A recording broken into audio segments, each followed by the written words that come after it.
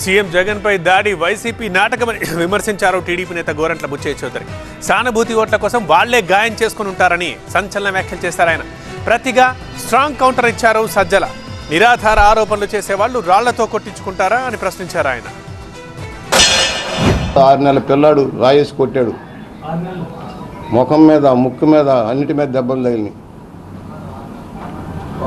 ఓ ప్రజలారా నాకు ఓట్లేయండి. ఈ పిల్లాడు నన్ను కొట్టబోయాడు, చంపబోయాడు. ఈ పిల్లాడి మీద 307 వేయండి. వీలైతే చంద్రబాబు గారిని, లోకేష్ బాబు గారిని కూడా జైల్లో పెట్టించండి. నీ నాటకాలన్నీ ఇలాగే ఉంటాయి. గులకర్రాయి అక్కడే తగిలిందంట, మళ్ళా స్పిండిలై పక్కాడికి తగిలిందంట, ఆ తర్వాత ముఖ్యమంత్రి గారి కాలుకి తగిలిందంట. ఆహా, ఏమి ఎవరిస్తున్నారో కానీ సలహాదారులు, మరి 40 మంది సలహాదారులు ప్రభుత్వ ఖర్చుతో అలాంటి మంచి సలహాలు ఇస్తూ ఉన్నారు. పోలీసు యంత్రాంగం ఏమైంది? గాడిదలు కాస్తుందా? మీ పోలీస్ కమిషనర్ గాడిదలు కాశాడా? ఆయనే కొట్టించుకున్నాడేమో. సానుభూతి కోసం ఓట్లు కుమ్మరిస్తారు, బుట్టలో వేసి పోసేస్తారని చెప్పి ఆయనే రాయి వేయించుకొని కరెంటు తీసి చీకట్లో ఏమని చేసుకున్నారు మాకేం తెలుసు. ఎదురుగా నిలబెట్టి దూరం నుంచి రాయి వేయించుకొని డ్రామా ఆడమని. ఎవరన్నా దూరం నుంచి రాయి వేసేవాడితో కరెక్ట్ ఇక్కడే తగిలించరా, కంటికి తగలకుండా చూడు, తలకు తగలకుండా చూడ చేయించుకుంటారా? చేయించుకోగలరా? ప్రజలు మాత్రం ఆలోచించరా? వీళ్ళకి అవన్నీ అనవసరం.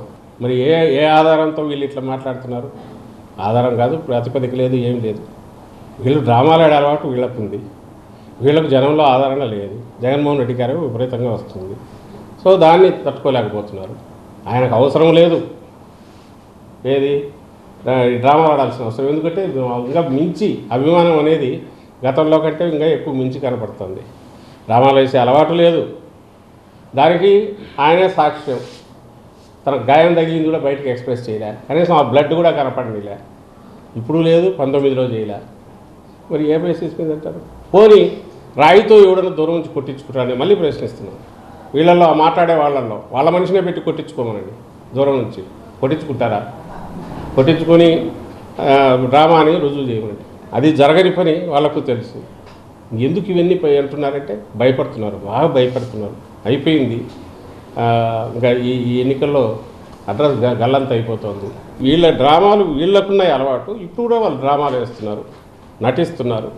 ఒక ఇన్సిడెంట్ దుర్ఘటనకు సంబంధించి ఈ మాట్లాడాల్సిన పద్ధతిలో వాటిని అసహ్యంగా, అసభ్యంగా మాట్లాడుతున్నారు.